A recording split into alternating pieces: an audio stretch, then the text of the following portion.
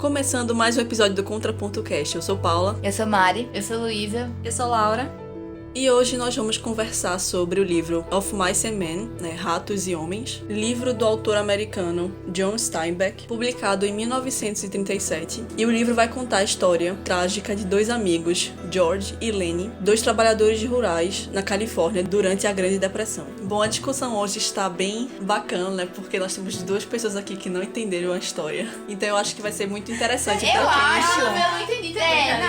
Tudo bem, deixa eu voltar de falar pra eu falar logo o que eu acho. Porque eu acho que essa conversa aqui vai servir então pra elucidar as ideias e as questões do livro e também pra quem não entendeu também. Porque eu vi isso também quando eu comecei a ler, acho que começando aqui com nossas opiniões aqui sem spoilers, né? Antes de se aprofundar no livro, minha experiência com o livro foi assim, eu queria muito ler esse livro porque é um grande clássico americano. Os estudantes lá leem no colégio. Eu sempre ouvi falar muito bem desse livro e do autor num todo, assim, suas obras. Sempre eu ouvi as pessoas falando muito bem. Então eu resolvi começar com esse, que é um livro mais curtinho, pra me introduzir então na obra do autor. E a minha edição que eu tenho física, ela só é o texto integral em inglês. Ela não tem nenhum texto adicional nem nada, não explica nada sobre a história. Então quando eu comecei, eu me sentia um pouco perdida, eu não tava entendendo muito bem o que estava acontecendo. Fora que a linguagem, pra quem pelo menos vai ler no original, o autor vai escrever as falas dos personagens de acordo com como eles falavam naquela época e a linguagem deles, do local deles. Então pessoas do interior, com um tipo de fala de pessoa assim do interior mesmo, caipira e tudo mais. Então pode ser um pouco complicado assim, mas eu acho que vale muito a pena ler no original. Eu acho melhor do que ler a tradução, porque você vai pegar muitas expressões daquele local,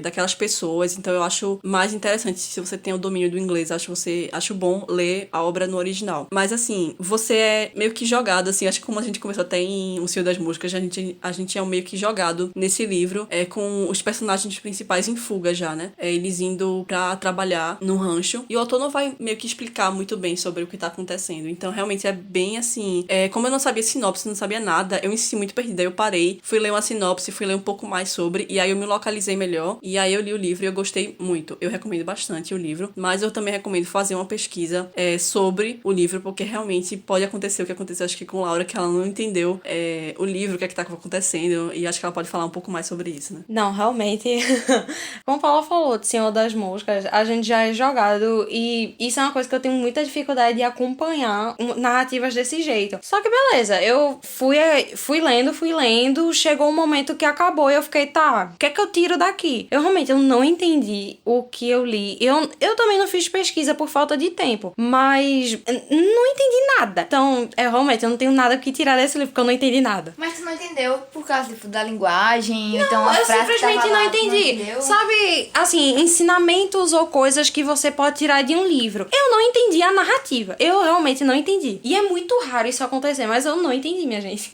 Uma das coisas que eu posso apontar como motivo pra isso acontecer é que eu acho que esse livro é muito um produto daquela época. Como eu falei, é um livro que vai se passar durante a Grande Depressão. Eu vou me aprofundar um pouco nessas questões mais pra frente, mas vai passar muito naquela época, em Salinas, na Califórnia. Um momento muito específico dos Estados Unidos, daquela época, daquele local. Então é muito direcionado pra um acontecimento, pra um local. Então pra gente que tá aqui no Brasil, mais afastado, a gente vai começar a ler o livro e não vai entender muito bem essas nuances do que tá acontecendo, por que eles estão naquela situação, por que eles estão trabalhando de rancho em rancho, o que é esse trabalho que eles fazem, por que eles estão ali, o que aconteceu com eles. Então tudo isso, ele já tá no meio daquela situação e quem é americano, quem estudou aquela história, quem estudou aquele período vai saber, entendeu? Vai ser muito mais fácil pra eles do que a gente entender aquilo. Eu realmente só entendi depois que eu pesquisei. Não, isso eu entendi, mas uma coisinha que eu não entendi foi o negócio dos bichos. Essa obsessão de um dos personagens por bichos, eu não entendi. Isso foi um dos pontos que eu não entendi. Mas assim, a história geral, o negócio fazendo fazenda, isso beleza. Mas foram certos pontos certas simbologias, beleza. Sim. A gente vai conversar mais na zona de spoiler, então. Luísa, o que é que você achou do livro? Pronto, então, isso foi uma coisa muito engraçada, eu acho que acabou sendo bom, que foi, quando eu comecei a ler o livro, eu não comecei a ler o livro de verdade, eu achei que eu estava lendo o livro, mas eu descobri que eram só anotações. É um audiobook que ele explica muito a história. Eu não escutei tudo porque eu percebi que não era o livro. E aí eu parei de ouvir. Mas assim, eu peguei o enredo da história todo, eles explicando tudo isso que Paula comentou. Explicaram o nome, falando que vinha de um poema, não sei o que, enfim. Então eu peguei um bom background, assim, da história, antes de começar. E aí pra mim foi tranquilo, não senti isso que vocês sentiram, porque eu já sabia do que ia se tratar a história toda. E aí acho que isso me ajudou a ter uma noção melhor de onde eu tava meio que pisando. E aí pronto, eu gostei muito do livro. Eu acho que é bem curtinho. E eu gosto de história assim. Eu não nada contra livros grandes, mas eu gosto de história que é, tipo, objetiva, entendeu? Poxa, é um livro muito pequenininho que faz você pensar muito, sabe? Sem precisar destrinchar milhões de coisas e tal. Acho que ele foi muito cirúrgico, assim, no que ele queria trazer. E aí foi muito bom, eu adorei, porque justamente foi essa leitura rápida e eu fiquei depois um tempão pensando a respeito. Mas, com relação ao final, assim, eu não sei, eu quis sentir muito bem. Eu lembro que eu terminei, eu fiquei numa mistura, assim,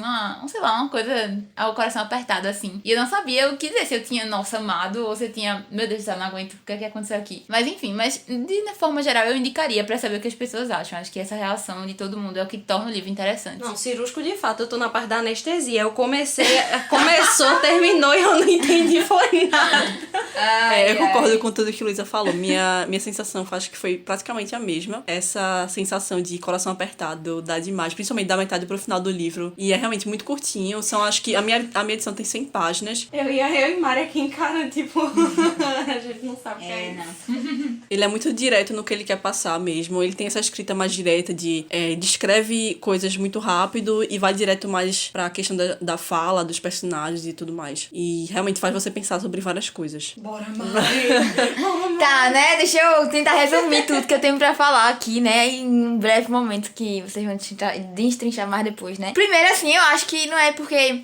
não entendi. Eu entendi, eu só não gostei, sabe? Assim, não foi questão de não entender. Porque quando eu fui... eu assisti só o filme, né? E assim, eu fiquei na esperança de... talvez tenha sido o filme que não retratou muito bem. Mas segundo Paulo, foi uma adaptação bem fiel. Então eu fiquei meio triste por isso, porque acabei não gostando de toda maneira, né? Quando eu tinha procurado o filme pra assistir, né? Eu tinha aparecido lá, né? Algumas explicações e tudo mais. Eu li algumas resenhas também. Eu li um pouco sobre o livro em si, né? E da história em si. Mas achei, assim, o filme um saco. Eu assistia querendo acabar já. Eu sabia que eu não ia gostar do filme, porque não é algo que, assim, faz muito meu estilo, assim. Mas, eu tentei dar uma chance, né? Luísa ficou insistindo tanto que eu... tá bom, vou assistir então. E eu comecei o filme e terminei ele da mesma maneira, que foi sem gostar e de saco cheio. Sobre a questão do filme, eu indiquei a versão de 1939, que foi a que eu assisti. Tem uma versão dos anos 90 também, que é com John Malkovich no papel de Lenny. Eu vi o trailer e eu achei a interpretação dele, assim, não condiz, eu acho, com o personagem do Lenny. Eu achei muito... não sei, eu não gostei, então eu acabei não assistindo essa versão. E eu optei, então, pela versão de 39 e eu amei. Eu acho que, no caso, eu fiquei assim, Mari, eu acho que Mari não vai gostar muito. É uma pessoa jovem, ela não vai gostar muito desses filmes antigos. Realmente, assim, é um filme antigo, né? Preto e branco. É muito culto pra você, Mari. Não é que é culto, é porque, sei lá, eu acho que... Não sei, eu gostei muito. Eu acho que eu gostei mais porque eu li o livro, entendeu? E é uma adaptação, assim, muito fiel. Não é, obviamente, 100%, nunca é o livro inteiro, né? Não é... Acho que a sensação, a percepção que você tem lendo o livro, ela é muito maior das questões, do aprofundamento e tudo mais, mas eu acho que é uma adaptação muito fiel. Sim, eu ia comentar que quando a Mari foi assistir foi muito engraçado, porque a gente botou e ela tava já meio abusada, porque era em preto e branco, né? Aí quando a gente botou não tava saindo som, ela, Luísa, preto e branco e mudo, não vou assistir não sei o quê. Foi muito engraçado. Porque demorou muito pra começar. Nossa, assim, acho que passou uns 15 minutos assim, era só uma musiquinha e aquelas foi músicas de filme antigo. Eu, Luísa, é sério isso? Sim, mas o que eu ia falar com relação ao filme, eu assisti o filme com Mari, né? E eu concordo muito com Paula. Na hora que começou, eu não sei, eu até ia comentar isso, porque como eu ouvi o audiobook, eu ouvi e eu fiquei, meu Deus, é igual, tipo, como eu ouvi, sabe? Eu criei toda a mentalidade do Lenny falando de um jeito e o ator tava fazendo da mesma forma. Eu fiquei, meu Deus, muito verídico. Mas enfim, eu gostei, né? Tipo, pra um filme preto e branco e tudo mais, eu achei muito verídico com o livro, mas mesmo assim, eu acho que não passa a ideia do filme, ou do livro, porque eu terminei o filme e eu não, sei lá, não senti da mesma forma que eu senti quando eu terminei o livro, sabe? Eu acho que é bem diferente. Claro, porque ela terminou o filme dormindo, só Não, pra deixar eu claro. dormi só um pouquinho, porque eu tava com sono, mas assisti tudo. Mentira, amou tanto o filme que dormiu no meio. Foi só um pouquinho, eu tava com sono.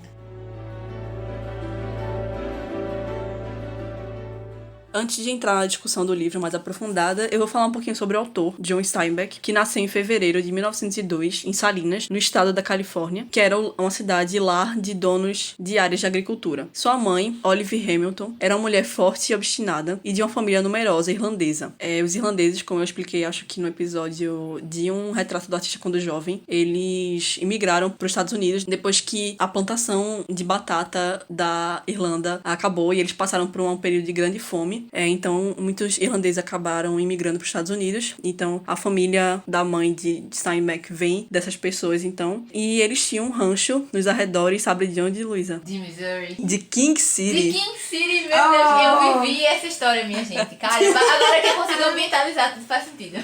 Luiz agora na cabeça dela. John. George. Nossa, eu consigo claramente ver que na frente da minha casa tinha umas plantações, esse negócio só de mato, eu não consigo claramente ver. A mãe de John Steinbeck era o que se chamava na época de bluestocking, que era o termo usado por aqueles que consideravam impróprio que as mulheres aspirassem a aprender, que não era o caso da mãe dele. A mãe de Steinbeck, com 17 anos, já se tornou professora. Ela se casou, então, com John Ernest Steinbeck, o pai, que era filho de imigrantes alemães. Ele tinha um emprego comum, então era a Olive, a mãe de Steinbeck, que era a ambiciosa da família. Ainda muito jovem, por influência dos pais, ele leu livros de autores como Dostoiévski, Milton, Flaubert, George Eliot. Ele era, então, um grande leitor desde criança. De uma família, então, de classe baixa, embora não pobre, eles tinham uma casa de estilo vitoriano, que era chamada de castelo pelos vizinhos. Ele era o único filho homem, tinha 3 irmãs, e na escola ele era muito tímido, e sua única amiga era sua irmã Mary. Aos 9 anos, ele ganhou da sua tia Molly um exemplar das Lendas de Arthur, o que mudaria sua vida para sempre. Tem até um documentário contando que como ele e a irmã dele, Mary, ficava se aventurando pelo campo ao redor da casa e criando histórias de Arthur. Então aí começou a fluir sua imaginação e, segundo seu amigo de infância, ele sempre andava com um lápis e anotava tudo o que achava de interessante. E já no ensino médio, ele declarou que seria escritor. Ele terminou o curso secundário no Salinas High School em 1919 e no ano seguinte ele ingressou na Universidade de Stanford, exercendo várias profissões nos campos para custear os estudos, mas principalmente para coletar histórias. Durante 6 anos, ele saiu e voltou da universidade sem real interesse em ter o diploma e acabou não conseguindo se informar. John Steinbeck adorava histórias. Ele saía, circulava por bares, fazendas, fábricas de açúcar pela Califórnia e pagava para as pessoas contarem suas histórias para ele, contarem suas histórias de vida. E ele também adorava contar histórias. Ele resolveu então lançar-se numa carreira de escritor freelancer em Nova York e nesse período inicial da sua carreira, ele trabalhou em uma série de bicos como zelador, técnico em laboratório, pedreiro de construção e repórter diário de um periódico nova-iorquino. Ele foi demitido em alguns meses por se envolver demais com as pessoas que ele escrevia sobre e voltou para a Califórnia em 1926, onde escreveu seu primeiro romance, Cup of Gold, publicado no Brasil como Tempos Passados, de 1929. Em 1930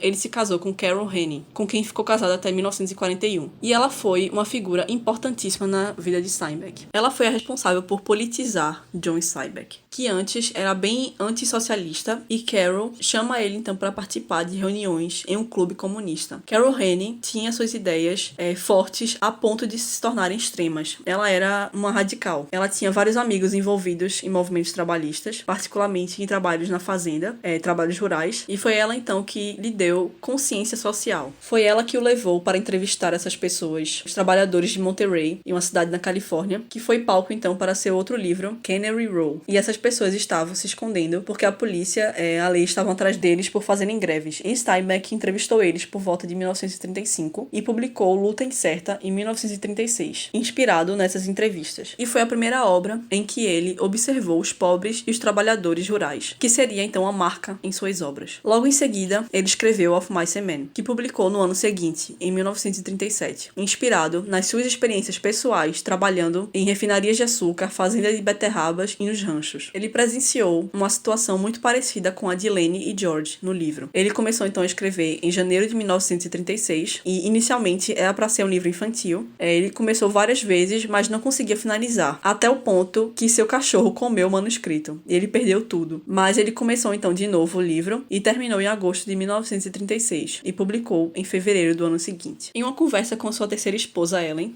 ela perguntou por que ele não foi para a Europa como Hemingway e Scott Fitzgerald Harold, que eram autores contemporâneos de Steinbeck, né, autor aí de O Grande Gatsby, que quem sabe um pouquinho da história sabe que esses autores americanos também estavam rodando a Europa, estavam em Paris principalmente, e ele disse então que foi porque ele não tinha dinheiro, mas agora ele agradecia por não ter ido, pois ele ficou em casa e assim pôde escrever sobre seu próprio povo e sua terra. É uma coisa que um dos críticos fala é que Hemingway, ele é muito importante para a escrita e para os americanos principalmente por conta da sua escrita. Ele impacta bastante no modo de escrita, essa escrita mais direta vem muito por influência dele, mas Steinbeck é o cara que vai influenciar no que os autores vão escrever sobre. Então, escrever sobre o seu povo, mas principalmente sobre essas pessoas, né, que estão lutando para sobreviver, essas pessoas mais pobres, esses trabalhadores rurais. Ele vai olhar então para essas pessoas e vai escrever sobre isso. Vai ser, como eu disse, né, vai ser a marca dele, vai ser a marca dos livros dele, vai ser a luta dessas pessoas. E graças então, em grande parte, à primeira esposa dele, né, que abriu os olhos dele para esse tipo de realidade, para ele escrever sobre isso. E é isso que ele vai trazer em King of Mice and Men, né, vai trazer um pouco da realidade dessas pessoas. Porque entrando aqui um pouquinho no contexto histórico, né, falando dos Estados Unidos nos anos 30, a primeira coisa acho que vem na cabeça, uma das primeiras coisas, né, é a Grande Depressão, que ele vai trazer como temática em suas obras, não só em Of Mice and Men, que foi então a maior crise financeira da história dos Estados Unidos, que teve início então em 1929 e persistiu ao longo da década de 30, terminando apenas com a Segunda Guerra Mundial. A Grande Depressão é considerado o pior e mais longo período de recessão econômica no sistema capitalista do século XX, e esse período da depressão econômica causou altas taxas de desemprego. Então essa taxa de desemprego, né, vai causar então essas pessoas, principalmente em Oklahoma e no Arkansas, essas pessoas elas perdem seus empregos nesses estados que são estados mais rurais, perdem suas propriedades, não conseguem pagar seus impostos, e as pessoas saem de lá então e vão para a Califórnia, onde lá há promessa de trabalho, principalmente devido à corrida do ouro e às fazendas de frutas que empregavam boa parte dessas pessoas, desses trabalhadores que migravam para a Califórnia. Inclusive, John Steinbeck vai falar mais sobre essa questão no seu livro As Vinhas da Ira. E os trabalhos, no entanto, eram oferecidos em condições horríveis de moradia e de trabalho também. Mas junto também da Grande Depressão, veio um grande desastre natural chamado de The Dust Bowl, que foi então um fenômeno climático de tempestade de areia que ocorreu nos Estados Unidos na década de 30 e durou quase 10 anos. Isso aconteceu por conta de uma seca severa e uma falha nas aplicações de métodos de cultivo, provocado também por anos de práticas inadequadas de manejo do solo e por conta das forças do vento. Essas partículas eram levantadas em grandes nuvens de pó e de areia tão espessas que esconderam o sol durante vários dias. Tem uns documentários no YouTube sobre não só a vida do autor, como esse período também. Eu vi várias cenas da tempestade, assim, da tempestade de areia, das pessoas correndo, mostrou também a situação das pessoas que estavam indo trabalhar na Califórnia, e era realmente assim horrível, as pessoas não tinham eletricidade, não tinham higiene básica, trabalhavam por uma mixaria, então era realmente horrível para aquelas pessoas. Então a gente tem uma crise econômica e uma tragédia climática que causa ainda mais problemas econômicos. Isso deixa as pessoas e os personagens do livro, né, ainda mais desesperados por trabalho.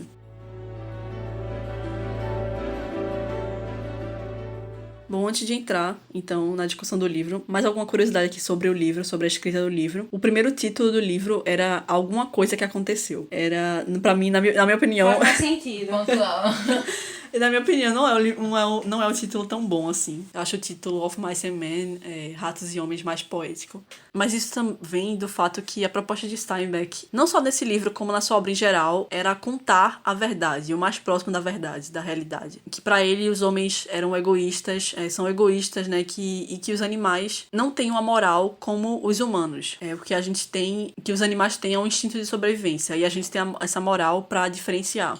Então aqui ele quer escrever um livro sem passar um julgamento. Eu acho que dá essa impressão que ele tá realmente relatando algo que aconteceu, realmente alguma coisa que aconteceu. Que ele parece que ele não quer julgar as pessoas. Ele tá mostrando aquelas pessoas, as ações delas, e cabe ao leitor julgar. Cabe ao leitor tirar suas próprias conclusões. Quem sugeriu a mudança de título foi o seu grande amigo, Ed Ricketts, que era um biólogo marinho e uma figura importantíssima da vida do autor, que eu acabei não mencionando aqui na biografia, mas você pode pesquisar mais, que além de amigo dele, era uma espécie de mentor. E o título do livro, ele vem de um poema do poeta escocês Robert Burns, e uma tradução ficaria assim: os projetos melhor elaborados, sejam de camundongos ou sejam de homens, ou sejam de ratos ou sejam de homens, fracassam muitas vezes e nos fornecem só tristeza e sofrimento em vez do prêmio prometido. E esse fracasso dos planos que conta esse poema, esse verso, é justamente o tema principal do livro. É um dos temas, né? Pra mim, eu acho que pode-se dizer o principal. É que o poema, ele fala sobre um fazendeiro que acaba passando por cima por um ninho de rato. E ele meio que vai dizer, desculpa aí, ratinhos, mas a vida é assim. As coisas podem dar errado, né? Vocês montaram aí seu ninho e por mais esforço e dedicação que vocês colocaram nesse ninho, nem sempre as coisas vão como planejado. E essas coisas não estão no nosso controle. Basicamente essa mensagem. E eu acho que é essa mensagem do livro também, uma das, pelo menos. Então, uma das temáticas é, então, o sonho e a frustração dos sonhos. O sonho, então, dos trabalhadores migrantes que sonham em ter sua própria terra, mas nunca alcançam, né? Esses trabalhadores que saem de Oklahoma, do Arkansas e vão pra Califórnia sonhando com conseguir o pedacinho de terra que eles tinham antes e perderam, e se deparam lá com situações de trabalho horríveis, que nunca conseguem sair daquela situação. E é isso, então, o sonho de Elaine e de George, que é juntarem seu dinheiro pra terem seu pedaço de terra, terem a sua casa, terem sua própria propriedade, no caso, né? E aí ele vai ter os coelhos, vai ter as galinhas. E tem uma citação aqui do livro que eu acho que deixa bastante explícito esse tema. Já vi um montão de homens chegar pela estrada, na fazenda, com uma trouxa nas costas e essa mesma ideia maldita na cabeça. Eles chegam aqui, vão embora e seguem em frente. E cada maldito tem um pedacinho de terra na cabeça. E nunca, nem o Zinho conseguiu nada disso. É igual ao paraíso. Todo mundo quer um pedacinho de terra. Já li muito livro por aí. Ninguém nunca chega no paraíso. E ninguém nunca compra terra nenhuma. Isso só existe na cabeça dessa gente. Ficam falando de coisas o tempo todo, mas ela só existe na cabeça deles. E isso é muito triste, né, você pensar nisso, porque é meio que a realidade da gente, né, de pessoas comuns. A gente tá o tempo todo, né, lutando pra ter nossas coisas, pra ter nosso apartamento, a nossa casa, nossa profissão, nosso sonho. A gente tá sempre com um sonho, sempre com um pedacinho de terra na cabeça, né, a gente sempre quer alcançar isso. E coisas acontecem, a vida acontece, e podem ter situações econômicas do país que estão meio que fora do nosso controle. Situações climáticas, como foi que aconteceu. Situações da vida mesmo, você ser atropelado por um ônibus, por exemplo, sei lá. Pode até ser comparado com a famosa terra prometida que é os Estados Unidos, que o pessoal sonha em ir pra lá pra construir tudo, mas às vezes chega lá e é outra coisa completamente diferente. Eu pensei bastante nisso, no sonho americano, né, de você vou pros Estados Unidos pra conseguir isso, aquilo, e não é bem assim, né, você vai se deparar com situações assim não tão boas, né. Porque assim, as coisas são baratas, beleza, tem um salário mínimo que também é ok, mas aí você enfrenta a saúde que não é nada pública, vem educação que também não é público, então não é... Assim. A faculdade. Então, eu tô falando da faculdade. São essas situações que tu enfrenta lá, as adversidades, no caso. Além do preconceito, né? Que é constante lá. Eu acho que o motivo de a gente não saber exatamente o que sentir com relação ao livro é muito por isso, porque não tem um vilão específico, não tem aquela coisa, minha raiva já tô direcionada nisso aqui, o motivo de ter dado errado é isso. Tipo, esse livro não tem pra onde você direcionar esse motivo de, vou culpar isso aqui por ter dado errado. Não só com relação a isso, dos sonhos deles, mas com outras coisas que acontecem no livro também, que a gente vai falar mais pra frente.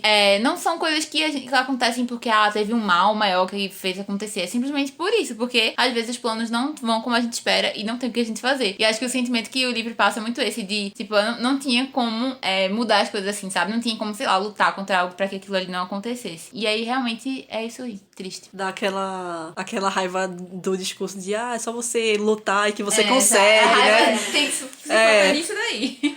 É só você ter fé que você consegue. Você não se esforçou o suficiente. Aí você fica, cara... Cala a boca. Aí juntando tudo isso e o preconceito que Mari fala, tu pode pegar aquela parte do...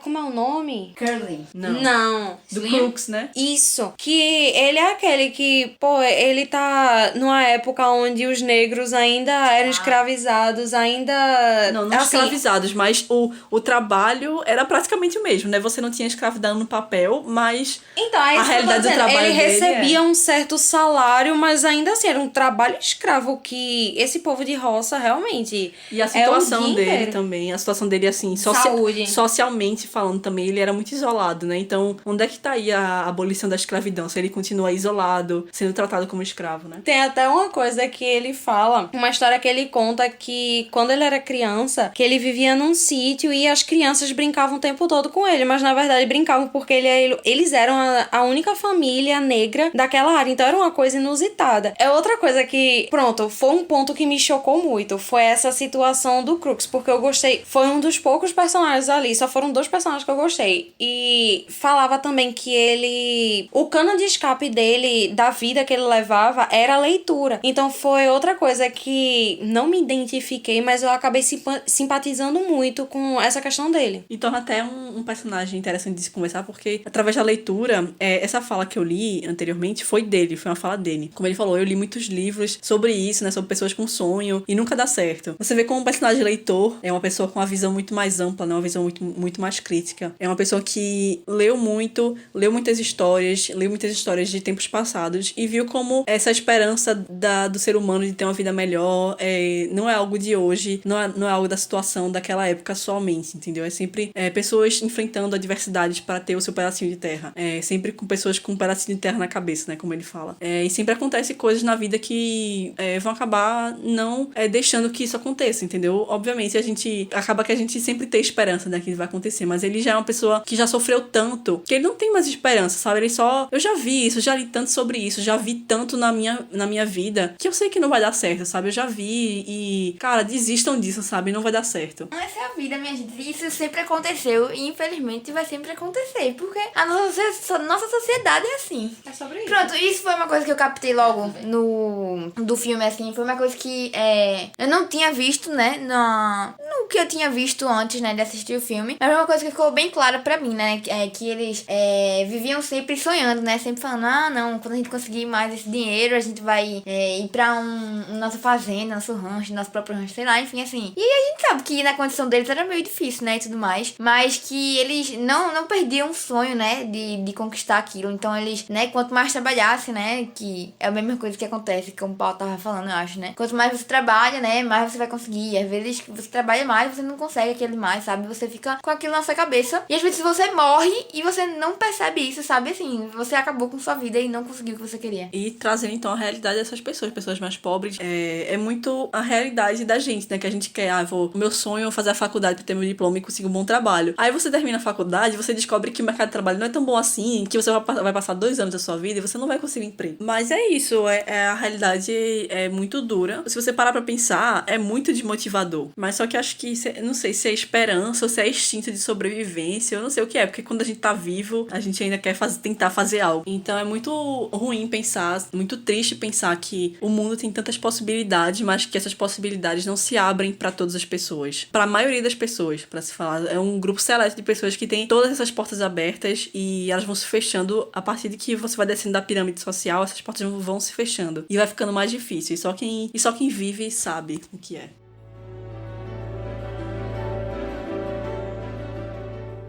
Outro ponto do livro, outra temática do livro, que eu acho que se relaciona bastante com o que Laura falou sobre o personagem do Crux, né? É a questão da solidão e a amizade. A gente vê o tempo todo a solidão nos personagens, em todos os personagens. Os diferentes tipos de solidão que eles passam. E como eles se chocam ao ver a chegada de Elaine e George, que são 2 amigos. E eles ficam muito assim, como assim vocês andam sempre juntos? Vocês estão sempre juntos, fazendo as coisas juntos? Como assim? Porque todos eles são personagens sozinhos e solitários. Eu acho que um grande exemplo que a gente tem é o Candy e o seu cachorro. A única companhia dele ali é o cachorro. Então ele não tem ninguém assim de ser humano pra estar junto dele. Então o único companheiro dele é o cachorro. É o cachorro, o melhor amigo do homem e tal. Isso me fez pensar sobre como é o tratamento hoje em relação aos cachorros. Hoje em dia, né? Todo esse negócio de pet shop, de hotel pra cachorro e creche pra cachorro. E tem todo esse tratamento de mordomias, né, pro cachorro que antes não tinha. É uma coisa que tá crescendo muito nos últimos anos. E eu parei pra pensar até que ponto isso não é reflexo da situação da sociedade e como a gente tá se tornando cada vez mais solitário e como a gente tá precisando cada vez mais da companhia de um cachorro, porque a gente não consegue encontrar essa companhia em seres humanos. E aí a gente acaba tratando as nossas companhias de forma melhor. Ele encontra, não só em cachorro, como também em outros animais domésticos, uma lealdade, um carinho que às vezes no ser humano ele não encontra. Eu ia falar uma coisa também com relação relação... Laura tá falando das amizades e acho que isso é uma coisa que me tocou muito. Acho que uma das coisas que mais me tocou no livro todo foi essa amizade do Lenny com o George. Porque eu acho muito linda, sério. Eu acho que eles dois, de certa forma, tiravam o melhor um do outro, sabe? Tipo, o George teve que aprender a cuidar do Lenny, a não ficar fazendo bullying com ele e tudo mais. E o Lenny, assim, se não fosse pelo George, né? Não sei o que teria acontecido com ele muito tempo antes. E eu acho muito bonitinho, de verdade, a amizade deles. Acho que é meta. Mas aí foi outra coisa, esqueci agora. E tu é o Jorge ou tu é o Lenny? Eu sou o Lenny, com certeza.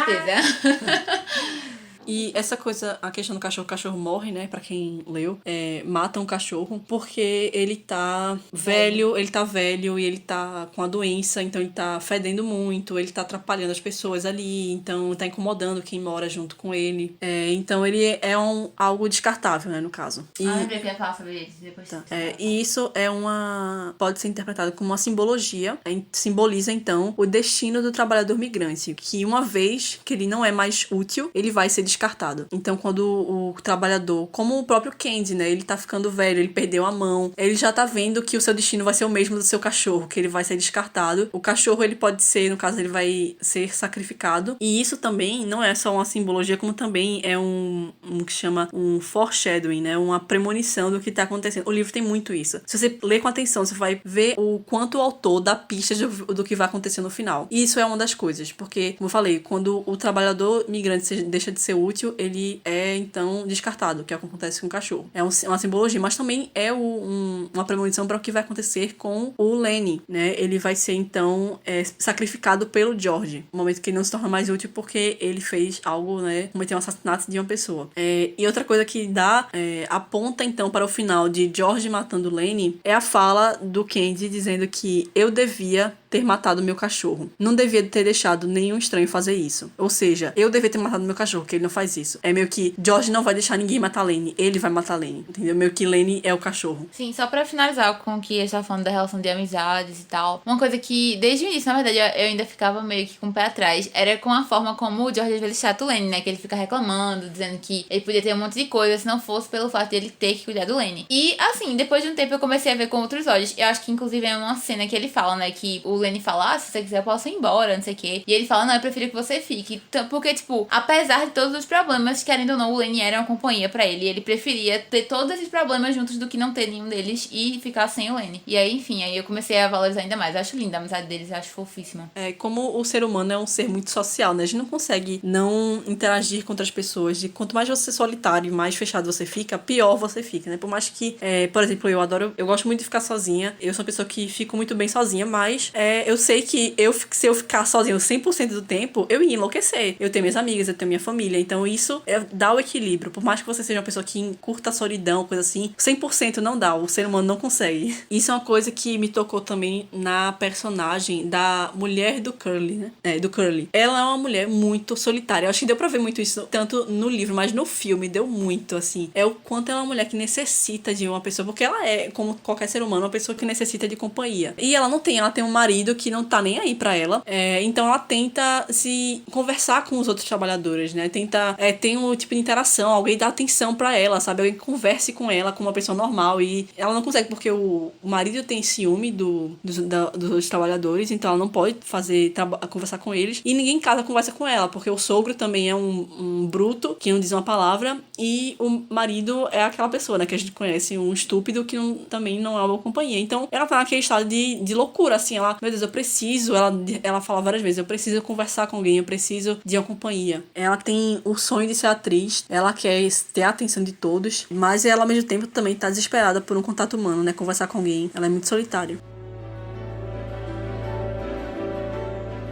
Mas falando um pouquinho mais sobre simbologia, essas coisas assim do livro, é uma que quando eu vi, eu fiquei, caramba, velho, que genial. É uma cena que eles estão jogando cartas quando eles vão matar o cachorro, né? Então eles estão lá jogando cartas, um dos caras vai matar o cachorro. Antes de matar o cachorro, eles estão jogando paciência, que em inglês é solitaire, né? Solitário. Ou seja, um jogo pra você jogar sozinho, pra você estar solitário. E depois da morte do cachorro, eles mudam para Euchre, que é um jogo muito comum nos Estados Unidos e na Inglaterra, em países de língua inglesa, que é um jogo solitário social jogado com várias pessoas, né? Então eles passam de solitários para sociais com a morte do cachorro, né? Ou seja, o cachorro estava impedindo que eles socializassem, e aí a partir do momento que o cachorro morre, eles socializam. Eles se livram então da bagagem do cachorro, né? Que fedia, não servia pra nada, e mantinha o Kenzie ocupado, sobrecarregado pra cuidar dele. E o George, ele tem o papel de protetor de Lane, né? Como a Luísa falou. Ele é quase uma relação de homem e cachorro. E outro detalhe, então, é que quando o Lane volta pra cena, quando eles vão matar o cachorro, o Lane não tá na cena, né? Ele tá lá com os filhotes. E aí, quando ele volta pra cena, George, ele muda o jogo e volta a jogar paciência. Volta a jogar, então, o jogo solitário. Ele volta a ficar sozinho. Ou seja, o Lane é a figura ali do cachorro que, então, tá impedindo que ele socialize com outras pessoas. Isso não só é também uma questão de premonição, né? Porque, assim como aconteceu com o cachorro do Candy, vai acontecer com o Lane, que ele vai morrer pra, então, isso acontecer. A questão da socialização dos trabalhadores, né? Ele vai tirar o peso, meio que o peso da pessoa que tá atrapalhando. Isso também volta à questão do sonho, né? Será que o George vai atingir o seu sonho, tendo que cuidar de Lane o tempo todo, né? Fica o questionamento, como você disse, né? Será que ele ficou o tempo todo, se eu não tivesse Lane junto comigo, eu teria feito muito mais coisas, não teria fugido por conta de coisas que Lane fez, eu poderia ter feito isso, aquilo, mas primeiro será que realmente ele conseguiria? E segundo, que é o mais importante, assim, pra ele, que é a companhia do Lane. E o final do livro, né, termina assim, quando depois que ele mata o Lane, falam pra George, né, que George tá, obviamente, inconsolável com a situação, e ele fala, né, você tinha que fazer isso, George. Você tinha que fazer. E Curly e Carlson, que são outros, os outros fazendeiros, né, ficaram observando os dois. E Carlson disse, caramba, o que é que você acha que é o problema desses dois aí? Ou seja, eles não entendem a amizade dos dois. Eles têm uma falta de conexão social que não permite que eles entendam a conexão de Lane e George. E ainda sobre a questão da solidão, eu separei uma citação do Crooks. Qualquer pessoa fica louca se não tiver ninguém. Não faz diferença quem está com a gente. Só precisa estar junto. Vou dizer uma coisa. A gente se sente tão sozinho que até fica doente. Uma coisa que eu comentei com Paula sobre o final, eu acho que... Porque assim, eu não sabia definir o que eu estava sentindo. E foi muito o que eu senti quando eu li Frankenstein também. Eu sinto que, sei lá, tem muito isso também de não ter um vilão específico, porque eu não considero a criatura como um vilão. E da mesma forma foi com o George, sabe? Inclusive o final, depois que eu terminei de ler, eu vi muita gente comentando, né, que algumas pessoas consideram como traição o que ele fez, outras pessoas consideram que na verdade ele salvou o Lane. E foi muito esse sentimento que eu tive, de que assim, não tinha um vilão, aquilo não era como se fosse certo ou errado. Foi simplesmente o que aconteceu. E enfim, eu comparei muito, eu senti muito um sentimento muito familiar com o que eu senti quando eu li Frankenstein. É verdade, também me lembrou um pouco, assim, e quando Luísa falou, eu fiquei, realmente, é isso mesmo. E sobre essa questão de ser certo ou não que ele fez, eu também pensei bastante sobre isso, e parando pra pensar sobre a situação do cachorro como símbolo para o que vai acontecer com o Lane, a gente vê como as pessoas iam sacrificar o cachorro de qualquer forma. O Kenzie, ele fala, eu não devia ter deixado as outras pessoas fazerem isso, porque o cachorro é meu, eu devia ter feito isso. Então, é meio que na situação com o Lane, é meio que a mesma lógica, sabe?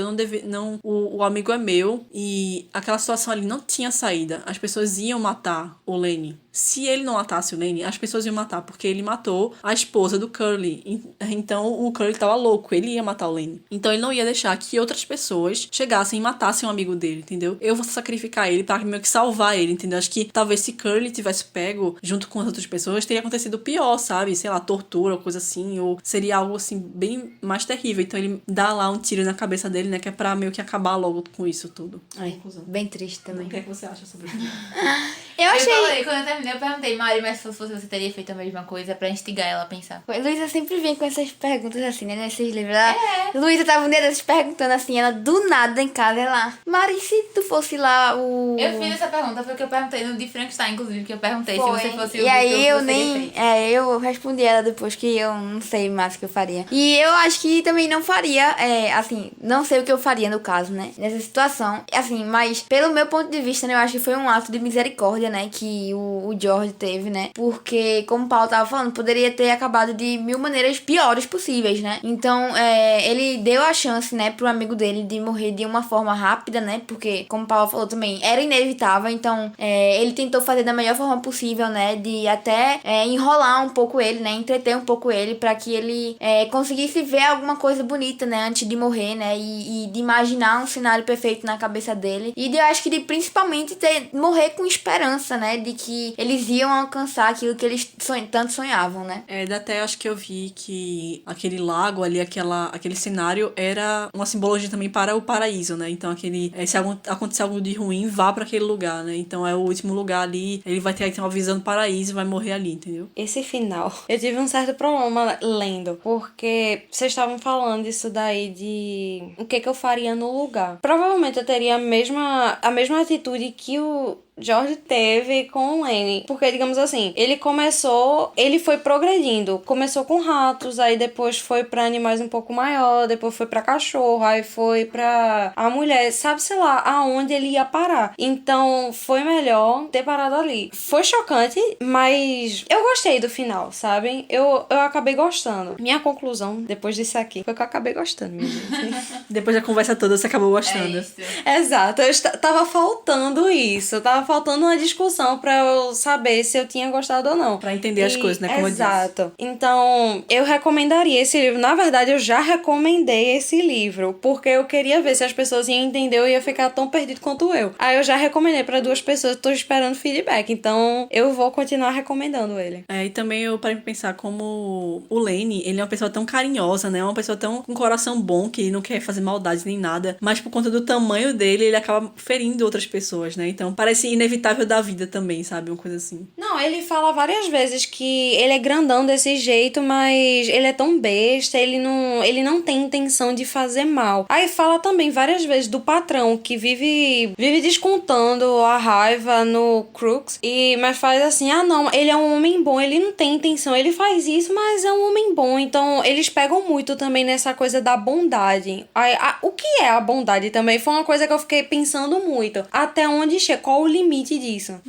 Não, mas é verdade. São certas coisinhas que faz você pensar em, sei lá, ações mínimas que você tem no dia a dia. Uma dessas é isso, até onde eu sou bondosa, até onde eu tô fazendo realmente mal a alguém. Isso foi uma coisa que eu fiquei pensando muito com relação a isso que eu perguntei a Mari, né, de se ela reagiria da mesma forma. Meu primeiro pensamento foi, tipo, não mataria, não teria coragem de conseguir matar, sabe? E eu ainda eu pensei muito sobre isso mesmo, teria dado um jeito dele fugir e tal, só que aí entra esse ponto de Laura, beleza, eles iam fugir e ia voltar pro início do livro, que era eles fugindo pra encontrar um novo lugar, ia acontecer tudo de novo, sabe? Então, tipo, até que ponto é que o George ia continuar fazendo isso, sabe? Até que ponto ele ia ser inevitável, sabe? Mas enfim. Exatamente, e aí eu fiquei pensando muito nisso, por isso que eu fiquei tão, tipo, nada, assim, meu Deus, não teria saída. Mas eu não sei se teria coragem, não. Comentem aí no Instagram, digam pra gente o que vocês teriam feito no lugar do George. Diz muito sobre uma pessoa, se você quiser saber. Se mandar ela ler e dizer, tu teria feito o quê? Diz muito sobre a pessoa, meu Deus.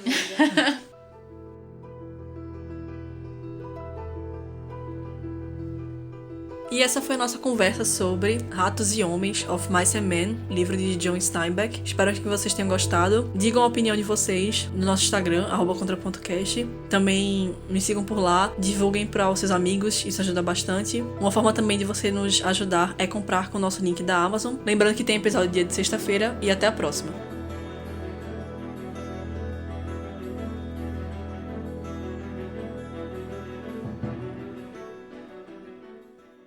Começa a rir, não, Mari. Vai se tratar. Tá tocando aquela música. Se eu fosse você, eu não comemorar. Em algum lugar aí. Não tô estudando, não. Que música é essa? Pô, Mari. Vai saber. Vai se tratar, garota. É música TikTok. Você nunca Porque viu? tua mãe tá assistindo. Ela tá vendo uma mulher lá, de cabelo pintado lá fora. É. Eu assim, oxi. Do nada, do manejo alternativa. Pois é. Vai se tratar. Meu Deus. Ai, fica na sua cabeça. Como o Paulo falou o negócio senhor do... Eu ia falar Senhor dos Anéis, ó. Calma. Peraí. Calma. Experiência própria.